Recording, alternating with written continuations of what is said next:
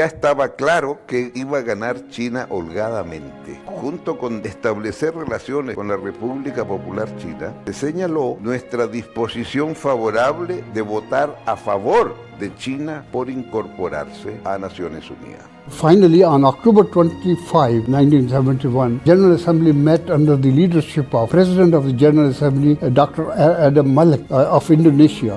And they said, oh, it's too late to begin. He said, no, it's not too late. We want it now.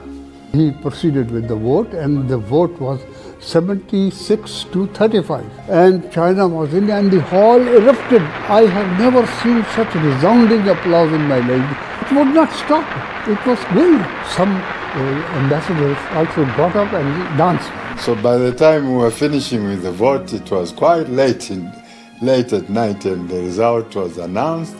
We were all very happy. El embajador de Estados Unidos corriendo por los corredores de Naciones Unidas, tratando de amarrar votos y viendo que los votos se iban yendo, ¿no?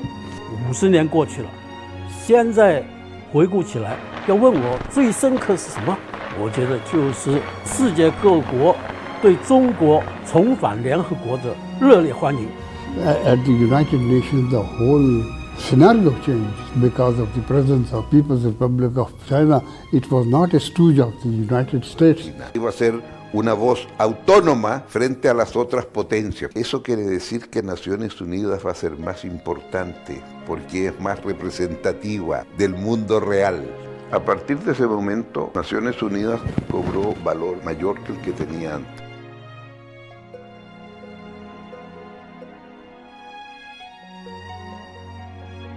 China has played a huge role in terms of helping to maintain peace and security in the world. And the Chinese played a very important role in support of the people in the developing countries. Y en eso creo que la voz de China, como en todos los otros temas, es muy importante. Lo que ha hecho ahora ha sido un elemento muy positivo.